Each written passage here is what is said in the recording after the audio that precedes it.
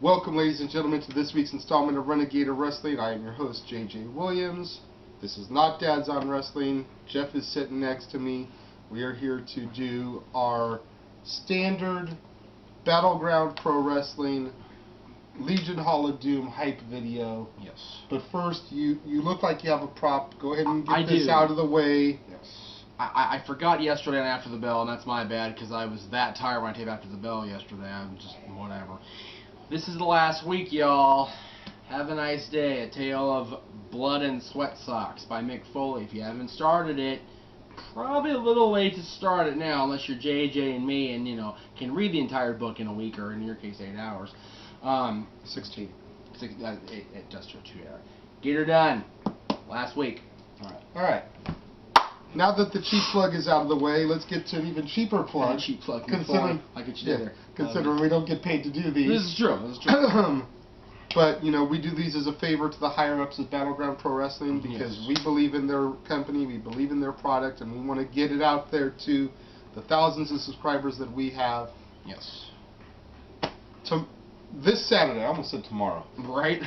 This Saturday, June 30th, Battleground Pro Wrestling presents Legion Hall of Doom at American Legion Post 716, 3252 Foresta Street, Los Alamitos, California. Bell time is at approximately 8 p.m. It's better in time than most companies out here, so it's usually 8:05, 8:10 at the latest. Yep. Doors are at 7:30, and have we got a great card lined up for y'all this month? Very, very good. First thing I gotta say is big shout out and lots of credit to Pete for designing the flyer and the graphics for this show because he completely went all out. Every page has looked like a page out of a comic book. Yes. This is probably some of the best work he's ever done. Big shout out to Pete for that. Yep. First match we're going to discuss is the Irish Juggernaut Mikey O'Shea versus Levi Shapiro. Yeah, Orthodox one himself. The unorthodox one, yep. Yes. On paper it looks like a comedy match because of Levi, but Mikey, Mikey has been on a tear. He got suspended for the shenanigans earlier in the year prior to WrestleMania, and he's looking ahead, I think, toward getting his belt back, and I think that Levi is just going to be a unfortunate victim on the path of destruction of the Irish Juggernaut. This match is really a throwaway to me because at the end of the day it does nothing to further the Mikey Loco storyline. True. Unless there's some kind of run-in or shenanigans involved. And Levi is more or less only in this match because the Rib got injured last month during one of his NorCal dates. Right, yeah. So he is unable to appear. He may be there in a managerial capacity, but as he was last month. Right. Circumsexy are not able to do their general tag team thing. Right. So at the end of the day, this is definitely a filler match. Right. I agree with you though. I think Mikey is gonna try to make quick work out of Levi to get back on track, if you will. Yes. We've got tag team action featuring the Revolution with Mondo Vega versus our good buddies, the Silver Heart Radicals. Now, the problem with saying our good buddies Silver Heart Radicals is that Mondo Vega and the Revolution are good buddies too because Mondo's a Kings fan, man. He came in the Kings gear last month. Yeah, rocking the heel team got a babyface pop because for me anyway. Well, you may have gotten it started, but the whole crowd got into the Go Kings Go chant. And the heels were babyfaces because of him and his Kings gear. I take all kinds of pride in making that happen. In Orange County, home of the Ducks. Exactly. But as you more than stated, they were playing golf as of beginning of April. So. Yes. But yeah, we've talked about the Silver Hearts and where their destiny lies, and I think that the time is ripe, if ever, to have a heel turn from Ray. Ray seems to thrive better as a heel in NWA and everywhere else he goes. He is decent as a babyface. Don't get me wrong. He's great as a babyface.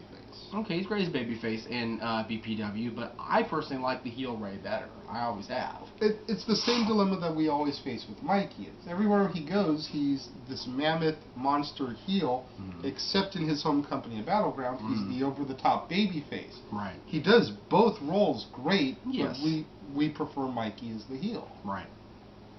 And while I do like Ray as the heel, and I do enjoy his antics, you know, in Lucha Machine too, I've seen him heel a few times before, I haven't seen that doing yet, the so. radical shtick as a heel team, but it's just like, I like that there's one place I can go and see them away from the norm.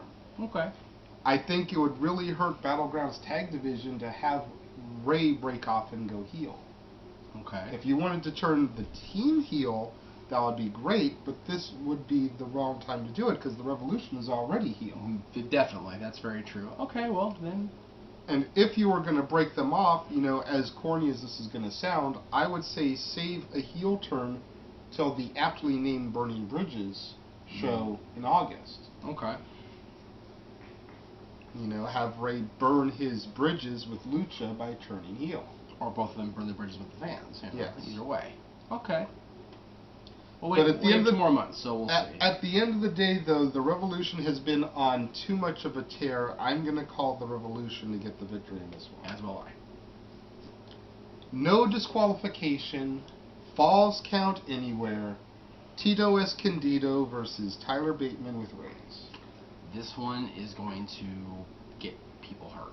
Yes. I really think, I'm talking like, you know, fans just need to get the hell out the way. Yes. Because they're going to be tossing people into chairs, and into the merch table, and into the bathroom door, and you know, everything. So this is going to be one where I'm glad I'm on the stage, unless they come on the stage, and I'm going to be gimping like hell away. Right. As fast as I possibly can. I honestly am hoping that Jade and Dylan don't come to the show so that they don't wind up in any crossfire. Yeah. You know, Dylan has formed a bond of sorts with Tito. You know, and even to an extent Tyler. I don't want him to get, you know, hurt in the crossfire or have his feelings hurt because he's seeing these guys, you know, beat each other up. Or, you know, have one of them actually hurt him and, you know, right, accidentally. Yeah. But at the end of the day, it's got to go to Tito. And when it comes right down to it, unless Tyler was around during the early New Hall years, and I'm not that familiar with it, he was. This is Tito's home, where he really gets to shine. You know, Tyler needs to be the one to pay at the end of the day and move on, and Tito needs to assert his authority, stand his ground at his turf. I don't know why. I don't know why I'm thinking this, but I'm thinking that even though there's no DQ and it's Falls Count Anywhere, it's going to get so extreme that they're going to end up calling a no contest. Really think so? How can they pull that off, though? How can they justify that to the fans, calling it a no contest when there's no disqualifications? Like we always say at the pre-show meetings, fuck the fans. You know? I'm telling you, I just got a feeling. I don't know why. I haven't talked to anybody at BPW. I don't know. Yeah. We may be, you know, working with this company, but as of this airing, we have no clue what is going to happen storyline-wise. These are just our thoughts, our opinions, our predictions. We have no idea until we walk in the door Saturday. Yeah, and we get the run sheet. Exactly. And there's no run sheet for this show yet. No. So. Okay. So you think it's going to end up a no contest somehow, some way? I just got a feeling, man. I really do. I don't know why. Right. I don't know why. Now we get to the championships. Yes. And every championship is on the line. Nice. I like that. Tag team titles. Suburban Commandos defending against the Working Dead. Now B-Boy and Chris Cadillac. B-Boy and Chris have definitely earned their shot, man. They've been, you know, working great as a tag team since they formed their union. The Commandos are always entertaining. They're always great to watch, you know. And either one of B-Boy or Chris Cadillac can definitely take us something nasty and not, you know, end up hurting themselves like, you know, Loco or Mikey. So, and I think the Commandos' run has been too short as of this moment to call it yet. So I'm going to go with the Commandos. I think so. as much as I love the Commandos, as much as I love their shtick and the gimmick and, you know, the cuzzy and all that stuff, Right. I think at the end of the day they were designed to be transitional champions. Okay. I think the working did from the minute that B-Boy debuted, and from the minute that B-Boy and Cadillac had their first match against each other, which ended up planting the seeds of the Working Dead, I think they have been destined for this. Okay.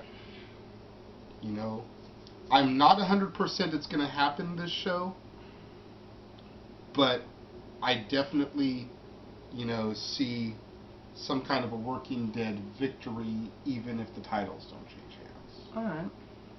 Okay. You know, again, love the Commandos, but I totally think their reign in this instance was designed for transitional purposes.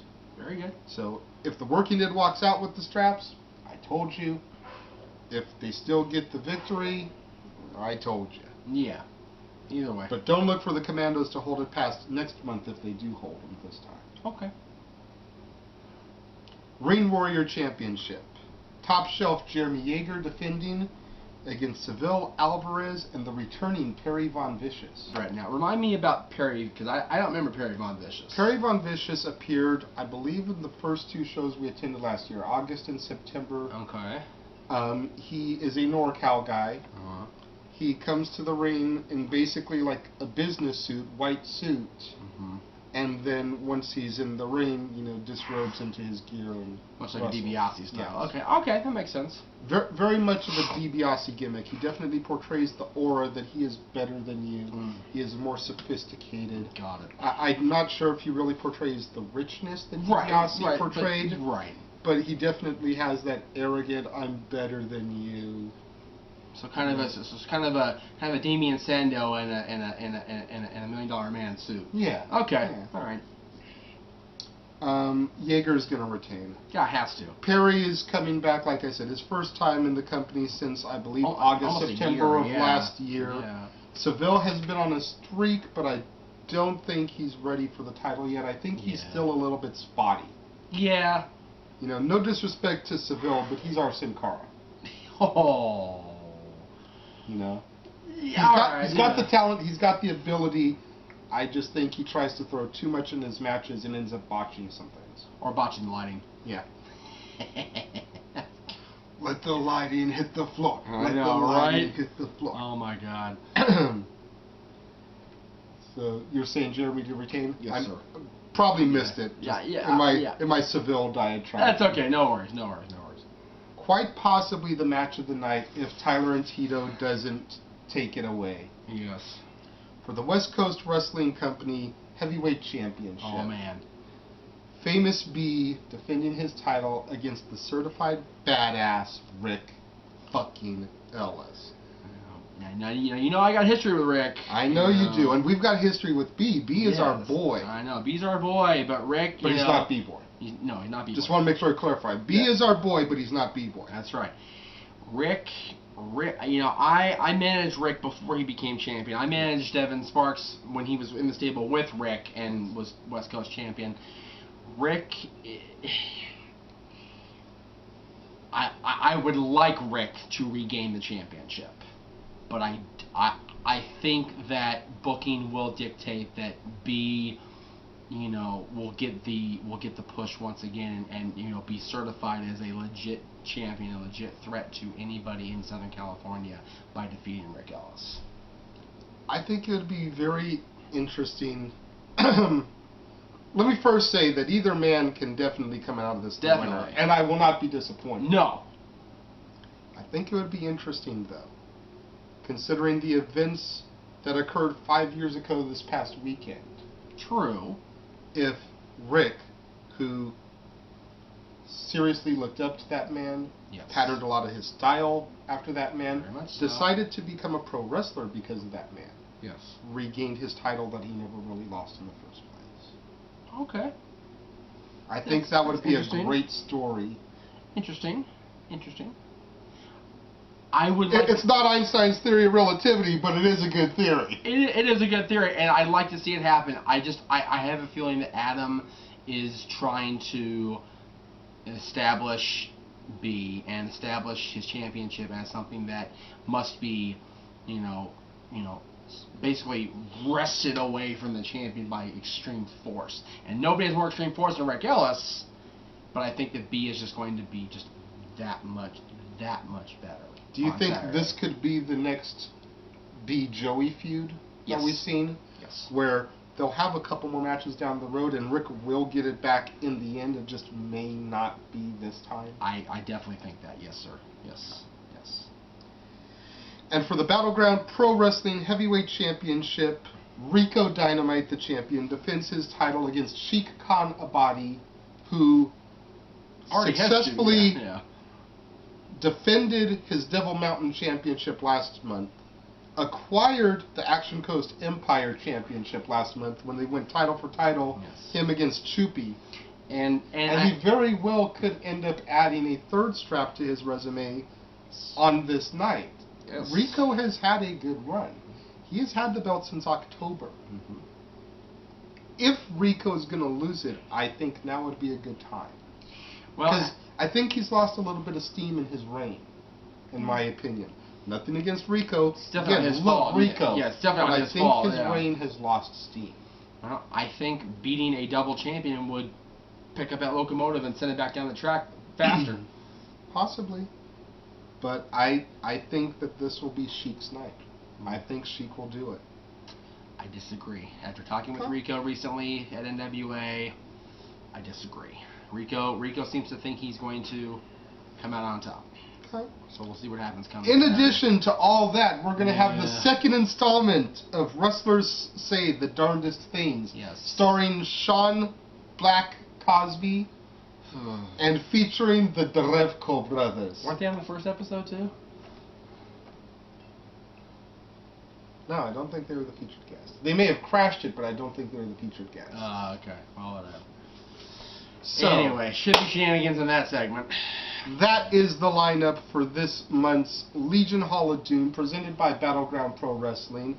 7:30 doors, 8 o'clock-ish bell time. Yes. American Legion Post 716, 3252 Foresta Street in Los Alamitos, California.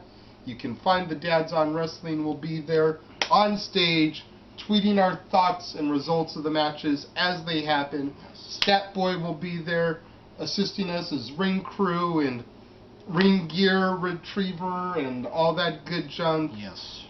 Jade will be in the crowd with Dylan, perhaps, as just a fan watching the shenanigans unfold. Yes. So, essentially, the entire studios will be there, and you should too. Tickets are only $10. Seriously, you're not going to find cheaper tickets in SoCal unless you're going to the NWA show, and even still, those are $15 if you actually want to get in early. Yeah. So I mean, seriously, you can go to 3 Battleground shows for what you paid to get front row for 1 Gorilla show. Exactly. There you go.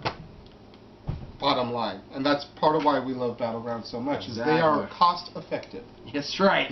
And today's economy, cost effective wrestling, bueno. Even their shirts don't run near as much as others. No, they don't. Really. Correct me if I was wrong, but this shirt was $10, was it not? I believe so. The logo shirt, it was 10 to 15. Yep, I think so. And Sasha Derevko, I have heard, is debuting his brand new shirt for $15. Yep. And I've also heard grumblings that there will be a package deal where you can either get his new shirt by itself or get it paired up with his classic Yavingi shirt for $20. 2 shirts for $20. Can't beat that with a stick, yeah. Seriously. Can't. So, we hope to see y'all this Saturday at Battleground Pro Wrestling, Legion Hall of Doom. Thank you, Jeff, for coming on. I am the Renegade of Wrestling, J.J. Williams, and I will see you again this week. We'll be back on Thursday with Dads. Shenanigans aplenty. Stay tuned.